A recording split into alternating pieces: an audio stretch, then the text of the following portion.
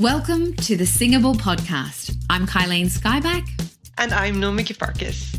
This is our pilot episode and we're so glad you've joined us. Today, you'll get to know a bit about us and our personal singing adventures.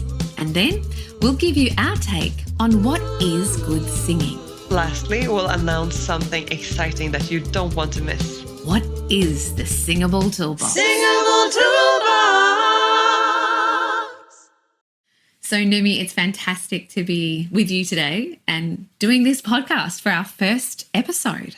I know, right? It's so exciting. I was so excited I couldn't sleep last night. So, tell me a little bit about you, Noomi, and tell the audience, whereabouts are you beaming in from and what's your experience with singing yourself? Yeah, so I'm Swedish. I live in the south of Sweden with my husband and my two cats. And my experience, I started off as an instrumentalist. So the cello was my main instrument back in school. And I played a few other instruments as well. So that was always my aim, to play instruments. And I sang in choirs and stuff like that, but it wasn't my main instrument at all. And then when I finished school at about 19, I thought to myself, actually, maybe I need to start singing properly and learn some technique so that I know, because I had been listening to my classmates who knew how to sing. So I wanted to be like them. So I started taking classical singing lessons from a teacher who had just graduated from a very well-renowned university here in Sweden. Because I thought, she'll know like the best way to teach me because she has had all this like the latest training and she'll know what to do. So she taught me how to sing classical music, but that was about it. And I actually later found out that she wrote her thesis on how difficult it is for classically trained teachers to teach students who want to sing modern styles. Oh, wow. So I was a bit bummed out when I read that. I was like, actually, maybe this wasn't at all what I signed up for. This is so interesting. So, it's a bit crazy, to be honest. And then I started trying to figure out how to find a more balanced voice that wasn't all about my like high notes and singing like a soprano, but being able to sing any style basically. And I sang for a few years. I had some lessons with you that were very helpful. So Kylene is like my mentor for anybody who listens, just so you know. And then I started training as a singing teacher myself through Modern Vocal Training. It's an organization that trains both singing teachers and singers. And then I learned all about how the voice actually works and how I can use the right set of muscles to create the sounds that I want. That's basically my singing journey so far. How about you, Kylene? I think you've been singing for way longer than I have. That's because I'm older. I get it. Oh, yeah. Okay. Just a little bit. But it's so interesting what you said about your training of recent times and that you went off and did that training, because now you've become like my singing science guru. So we've kind of exchanged in that way, and it's been great becoming a little team together. So. Yeah, but it's amazing. Yeah. There's so much to learn and so many different takes on singing. So there's always something to learn from anyone, really. That's it. And any professional singer will continue to grow and learn no matter what for the rest of our lives. It's just the way it is. But as for my experience, I was a bit of a weird child in that I kind of got discovered, so to speak, when I was quite young. My teachers figured out that I could sing, and then I ended up getting used for a lot of things and did my first gig singing on a soundtrack for a movie when I was 12. And from there...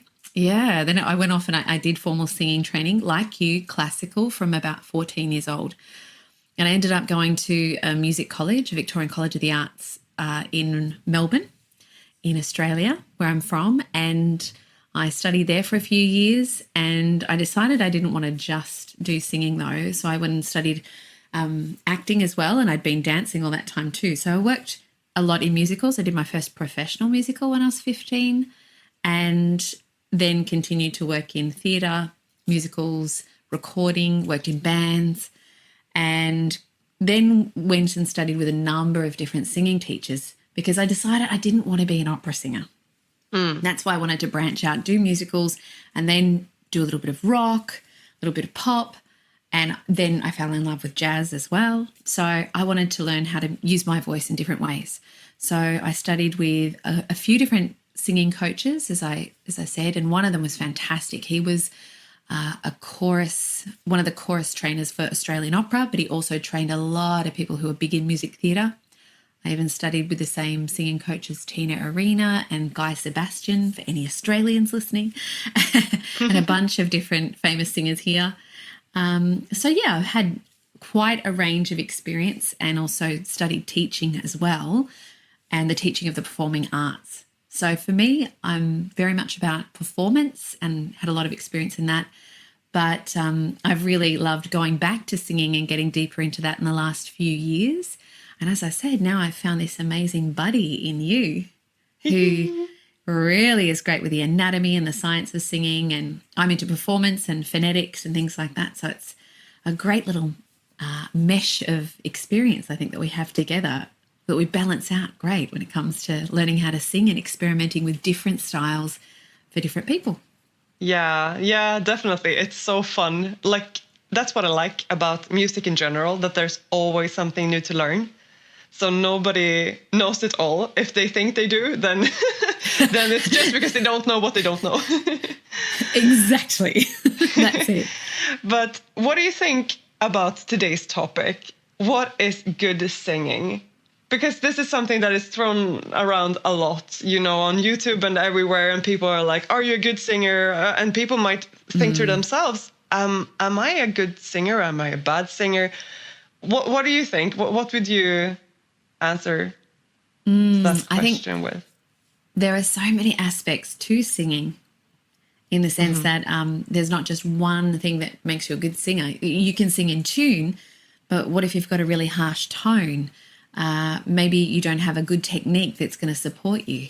So for me, I think it's really a mix of a number of different things that come together to create a good singer.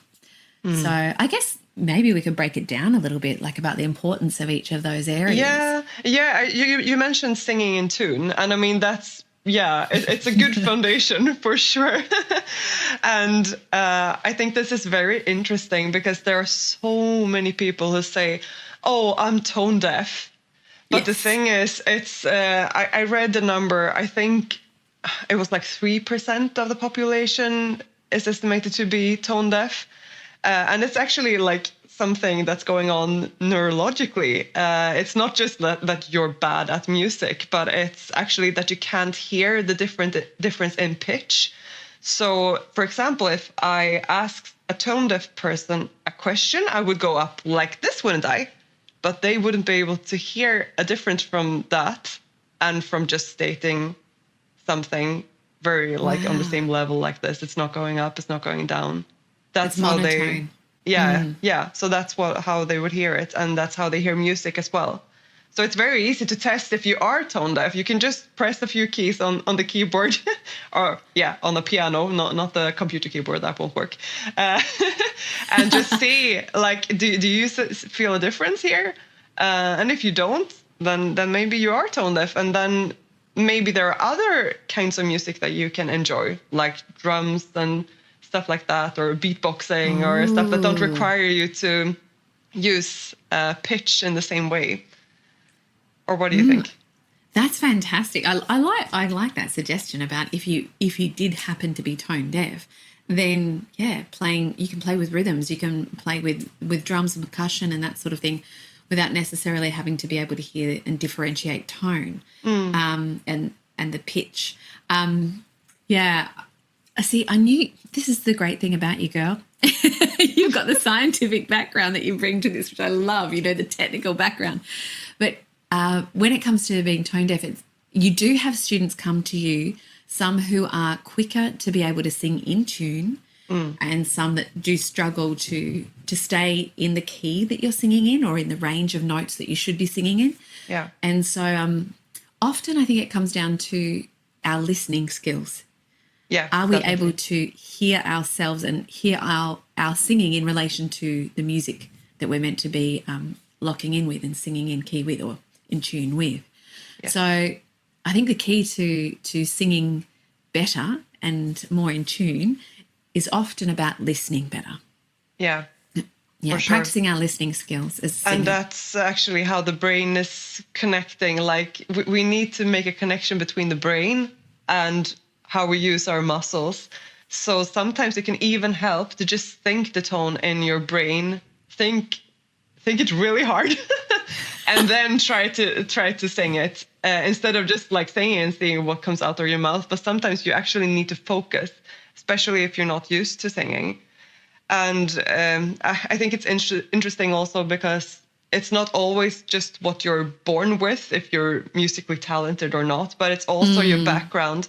Did your parents sing a lot to you? Have you listened to a lot of music when you grew up? Stuff like that can affect if you can sing in tune or not. So it's not like it has to be your fault if you can't do it yet, if you can sing in tune or not. So. And that's why you get singing lessons or you practice singing so that you can get better. It's a practiced skill. I feel like we could go off and talk about also different techniques for being able to sing better in tune, because there's a whole heap that we work with in lessons, but I feel like that's a whole podcast in itself. Yeah, we could probably do an episode on that. Okay, let's move on to something else. What else do you think is signifies good How singing? about we talk about understanding technique and understanding about the different voices that we have and moving between one voice to the other. So if we talk about our chest voice and our head voice, so becoming aware of when we're singing in our chest voice, when we're singing in the head voice, and even that big mystery to most people, the mixed belt. So yeah, or just mix, yeah, because you can have a heavy mix that is like, that's what we call a belt, or you can have a light mix that has more head. Yeah. Okay, we should break this down. So if we talk about the chest voice, we're talking about a much deeper sound. It's often how we talk. So I'm talking in my chest voice right now, essentially. And then in our head voice, it's that lighter, airy sound when we're singing, and it's a lot higher quality. I'm going to leave the mix to you, my love.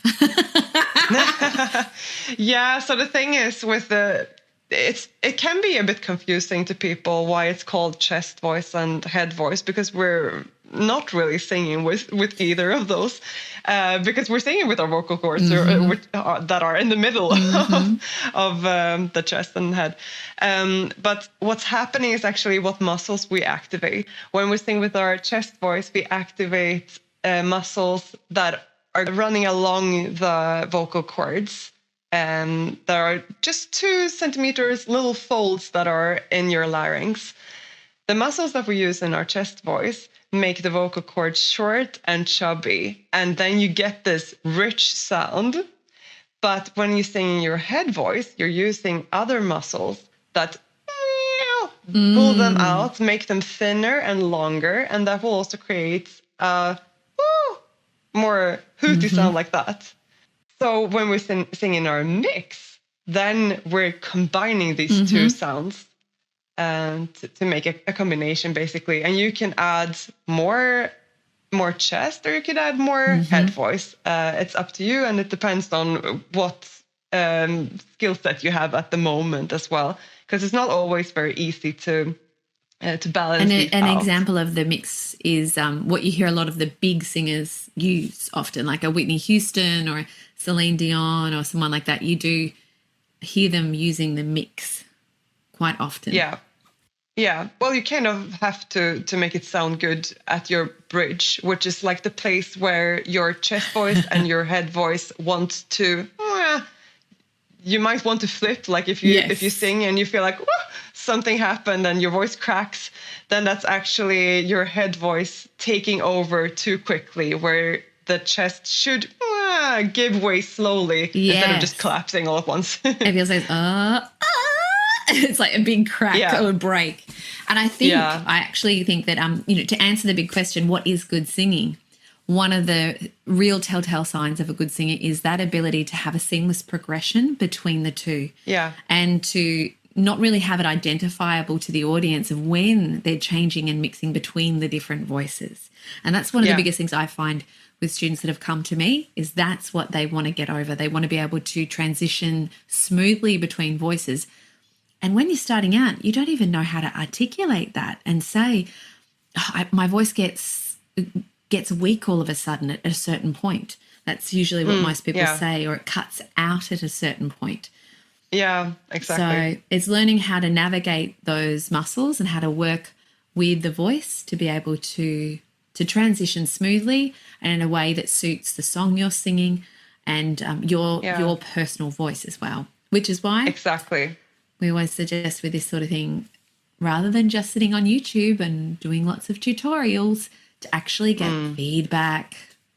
Yes, exactly. Because what we need to do is not just to find a magic trick that will solve our singing instantly, but we need to retrain our muscle memory.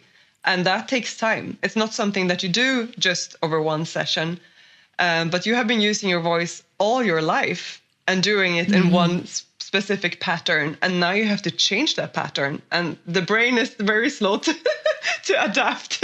So we need to show it more efficient ways of doing things and force it to do it those ways. And then after a while, it will start doing it automatically. So, yeah. So I would say, actually, for me, good singing is when you have the technique needed to sing the way you want to. Because sometimes I have students, they say, my voice doesn't sound good when I'm singing this. And they're like, they get a bit upset and feel like, something's wrong with my voice. But that's not it. It's just that you haven't learned how to get the sound from your brain out through your mouth yet. As soon as you can sing with technique that allows you to sing the way you envision it in your brain, then that is good singing to me, because then you're able to tell the story. You're able to get out to the audience what you have been wanting to tell them. It's so funny. I was working with a student today online and doing a lesson, and they were trying to get to a certain point and make a certain phrase sound a certain way. And finally they got there, and with just working on placement and technique, we were able to do it. She was able to get there. And it's so funny because I've got it on mute, of course, as I'm listening to her, and I'm like, yes! And we get as excited as they do. I'm like, yes, that was fantastic. Yeah, it's a wonderful feeling when they have like this breakthrough and they just notice something completely new with their voice, and they're like, what? I was able to do that. I didn't know I could do that. Cool. Yeah, it's really good. You talked about being able to also give across the feeling you want in a song, which I thought was interesting. Like being able to communicate to an audience in a way that you want to. And I think that's a huge part of singing well, is telling the story. Yeah. With this student today, I actually had a really beautiful moment where she actually got emotional about the lyrics she was singing. I had that yesterday as well with a student. She started crying. It was so sweet. Yeah. Isn't that beautiful? Yeah, it is. It makes me happy because that means that the experience is touching them. So, yeah. Yeah, it really means they get the true sense of the story or the character who they're representing as they sing. And it also means that they're really getting involved mentally in what they're doing, or I should say emotionally in what they're doing. It's not just a technical exercise. So it's nice to see them connect like that. Sometimes, though, of course, we need to pull back a little bit for the sake of the song. We don't want to give way to all our emotions. So sometimes we do need to, and I say for me, I need to focus on the technical a little bit so that I don't get completely engulfed into the empathy of the song, like my empathy for the character. It's a hard balance to do, yeah. It's a balance. Definitely. So I think a singer who's well practiced and has got to know their song really well and worked on it well, then usually they've got that beautiful balance, and then they're able to freely tell the story. Yeah. And develop it so that it's not just a monotone, flat sort of telling of the lyrics, but then it becomes a story that you tell. And sometimes it might be more with the consonants pushed and then the vowels a little bit longer, just depending on what you want to say. So if there's something really important, if they're really wanting to explain something very quickly, they've got a lot of consonants in there and they're making it sharp and short. Then if the feeling of the song is a little bit more forlorn or sad or loving, they might hang on the vowels more, and they learn when to do that, when and how to tell the story of the song. Definitely. And also to use your different voice qualities you don't want to belt everything because nobody wants to listen to that. You need to save like the heavy stuff for the intense moments, and then you draw back a little bit. And like any good musician, right? You need to have modulation and musicality. That's what we often call that, but it's really that modulation. Yeah, beautiful. Yeah, definitely. So something I've been wanting to talk about regarding this as well is not to compare yourself with others, because it's so easy to listen to Whitney Houston and be like, oh, I wish I could sing like her, but it's impossible. And, but I heard someone, I can't remember who it was. I think it was in another singing podcast. So shout out to whoever said this.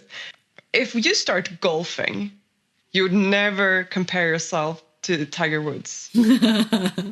So why are we as singers comparing ourselves to Whitney Houston? And I thought that was such a good thing to think about, that actually it's so crazy because we have all these amazing world artists at our fingertips and we can watch them on YouTube anytime. But does that mean that we have to be as good as them? No, I don't think so. I think it's better just to compare with yourself, because you have a unique voice and you're doing the best you can with that. And as long as you're progressing, you can be happy with that. Absolutely. Yeah, I think that's the key. As long as you're progressing and you can hear the changes that are happening in your voice and you're able to have more control, more flexibility, a greater range. You've learned how to tell a story well, all those sorts of elements. If you're growing in your ability in those areas, then that's fantastic. Singing it's a personal journey. I think more so than even sport, because it's artistic. But one thing I used to think when I was younger, which was interesting, was that my voice is a reflection of me as far as how good a person I am. Oh, okay. So if I can't sing well, like I'm not good enough. Or if I can't sing fantastic and I'm not amazing, well, then I'm not good enough. And it's like, oh, no. Because as you said, we're all individual. We're all born with different voices, just like we've got different fingerprints. And it's a beautiful, unique part of you. And what I love saying in lessons too is we're just taking your voice and we're learning how to polish it. We're learning how to make it shine. We're opening up different areas of it. We're really figuring out how best to display it for others to enjoy this gift. Definitely. And actually, I think singing is a bit unique when it comes to music in general, because if you play an instrument, the instrument is not a part of you. You can feel like, oh, I'm not good at piano, my fingers do whatever. But it's not like you feel ashamed of it, the way singing can make you feel ashamed if you let it. Exactly. That's what I was saying before. That's it. And that's the thing. That's what I try to do with all my students, is just explain to them, this is an instrument that we're trying to fine tune and to just get better at. And it's not you singing. We're just making sound. And all those sounds can eventually produce amazing music. We have to start somewhere, and we have to start just by being fearless and doing these silly sounds and activating the right muscles and not being so very conscious about what it sounds like, because that's when you can unlock your voice and just go for it. Because the psychological factor is huge in singing as well. If you feel unsure about something, you're not going to be able to do it. It's like the brain just says, nope, we're not doing this. This is dangerous to you, apparently. It's what we call dysphonia. Yeah. Yeah, it locks up and it will lock you out. And you won't hit that note. You won't open up and create that beautiful sound. So, yeah, I think you've probably heard me say it a lot. I'm really big on freeing the voice, learning how to free the voice. But we also need to have technique and ability to know how to work with our muscles, as you said, and have an awareness of anatomy and how to use that to be able to create the best sound and polish, like, as we said, polish the voice, make sure that the best parts shine. Any sort of fear or tension is the enemy of good singing. Yeah, for sure. That's why I like to start with a good stretch and maybe just doing some nice breathing exercises to calm myself down, and then I can be in the right mood to start singing. Yeah. I also, with new students, will make a fool of myself in front of them in the way that I move around as I'm doing the stretches. Yeah, and it's important that they feel relaxed. Yeah, definitely. That's it. It's a safe zone. So important. It is a very safe zone, yes. But hey, what do you think? Should we make our announcement now? Definitely. I think people might be wondering what we were talking about in the intro. Why are we doing this? What is this part of? What is the point of this? What is the Singable Podcast part of? Yes, please. It's part of the Singable Toolbox. And this is a concept that we are currently developing, where you're going to be able to subscribe to a platform with amazing video content where we just pour out all the knowledge we have. And also you'll be able to get feedback. Kylene, will you tell us a bit more about the feedback? Because I'm so excited I can't speak. So as part of the platform, you will have access, as Noomi said, to these videos, but then you get to show us how you're putting this into practice, because you need to get feedback on what you're doing. So every month you have the opportunity to send in not just one lot of songs, but 2. So we want you to send in up to 2 videos. And in each of those videos, we want you to have 2 songs that you sing for us. The idea is we want you to go ahead, record yourself singing these 2 songs, send them in, and then we are going to get back to you via video with feedback. And that feedback will sometimes send you in the direction of one of our recorded modules that really hones in on what technique you are best to work on and get better at. And we also will mention certain exercises that are going to help you with whatever it is that is going to assist you in progressing with your vocal ability. And then we'll give you the opportunity to send in another lot. So not just one lot of those 2 songs, but another lot during the month as well. So 2 lots of 2 songs, and then you'll get this video feedback from us that points you towards the modules and is also personally tailored to you and the songs you've given us. Yeah, and we also have a little, what we call confidence corner, where all the users can help each other out. So you can upload your singing and get feedback from everyone else, but only positive feedback. So if you ever feel like, oh, I'm not sure about this song, if I'm going to sing it for this wedding and it feels horrible and I'm going to die, then you can quickly upload it and you can get feedback from all the other members, and they'll tell you everything that's great about it so that you can feel confident and happy. It's so important. I think that's going to be wonderful. Yeah. I think I need that as well. We all need to have a confidence boost every so often. I might sneak in a few recordings on myself just to fantastic. I would get a confidence boost. It's true, though. We all need that positive feedback. So it's a great way of making sure that there's a forum that helps you to be able to try performing as well for the first time. Maybe Definitely. Some people have never sung a song in front of anyone else. So it's a nice, safe way to put out a performance and get fantastic feedback and learn what it is that people enjoy about your voice and your way of performing a song, which is really, really great. But that's not the only forum we have. That's one forum that everyone is able to give feedback on. That's part of the Singable Toolbox and the platform that we have. But what's the other forum as well? So the other forum is a text forum where you can send in your questions and you'll get answers from me or Kylene. And then these answers and questions will be posted so that other members can view them as well. So together we'll build a little bank of information. I think that will be very helpful. And then you can see what questions other people have asked, because maybe they are things that you haven't even thought about. So I think that will be very helpful to many. That's true. Or maybe it's something that you've been struggling with. And then when you see someone else is asking a question, it's, oh, this is great. I'm not the only one that's going through this. Yeah. And you get an instant answer. Yeah, exactly. Or instant. Yeah, we'll answer as soon as we can. I can't promise instant. But between the two of us, between the two of us, it'll be pretty quick, let's face it. Great. So as part of the Singable Toolbox, we've got the podcast, which we hope eventually will be out every 2 weeks. There's an email that gets sent out as well that supplements some of that information every 2 weeks. There'll be Instagram posts also that give lots of tips and tricks, which will be freely available to everybody.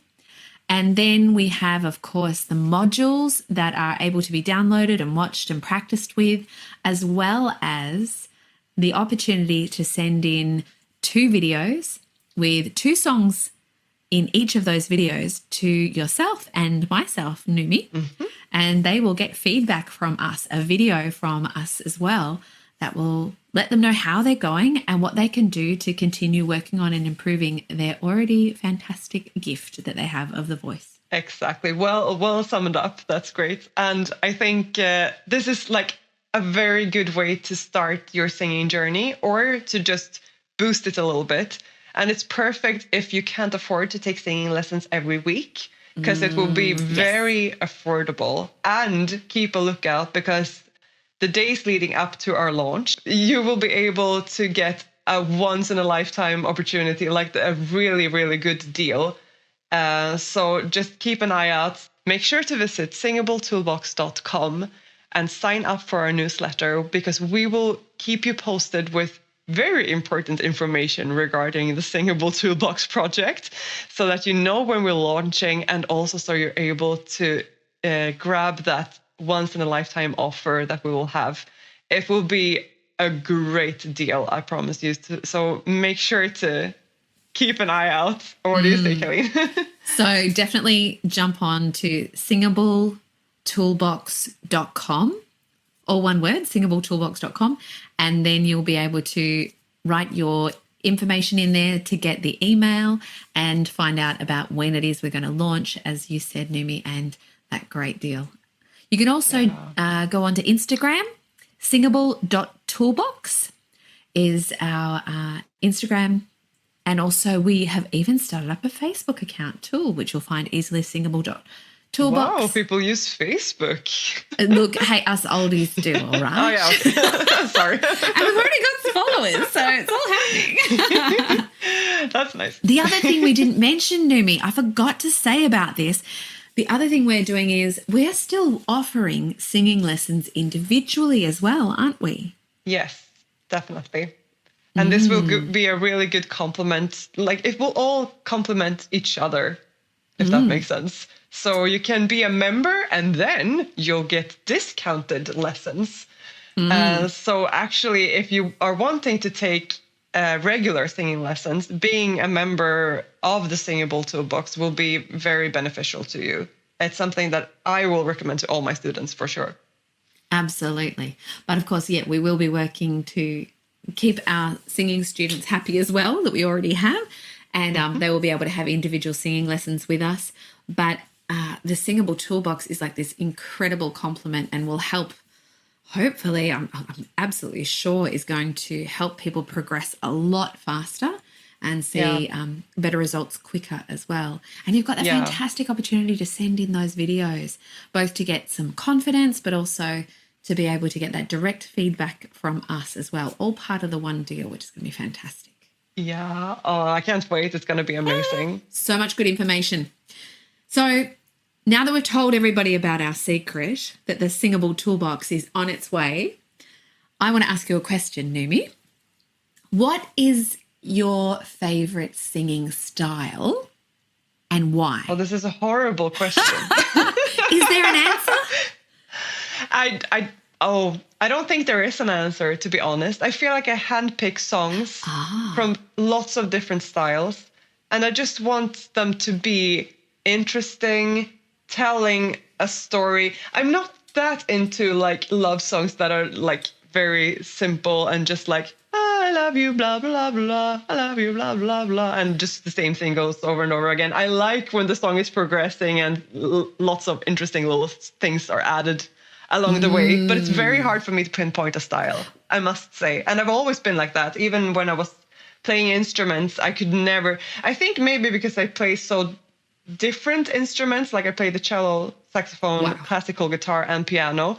So I've always just played lots of different styles. So maybe I'm just damaged from it. You like diversity. But what about you? Do you have a special, like a favorite style? I want to say for you, like that it's more music theatre because you're telling the story and you do have little bits that develop and go here and go there. But I do love it. Yeah. And you're good at it. But not only. Yeah, I don't know. It suits you too. But I think that's the thing. We often end up liking the style that we are suited to. Yeah, it could be like that. But sometimes I just want to do stuff that I'm not suited to because I feel like I learn a lot more from that than just falling back on what feels comfortable. But and it's a challenge. Yeah, but you didn't answer. What's your favorite style? Tell me. Well, once upon a time, it was music theatre and musicals. Oh, really? But yeah, I know. But now, which is funny because today I haven't done music theatre in a long time. I haven't worked on music theatre songs. And it's changed a lot. Like the shows that they released. Totally. The last few years are very different from what they used to be. Yeah. Well, one of my students was singing a big belt number today and I went, oh, I just want to go at it. I've never actually tried singing it. A very popular belty music theatre song. And I'm like, whoop, yep, no, the technique what song works. Was it? Defying Gravity.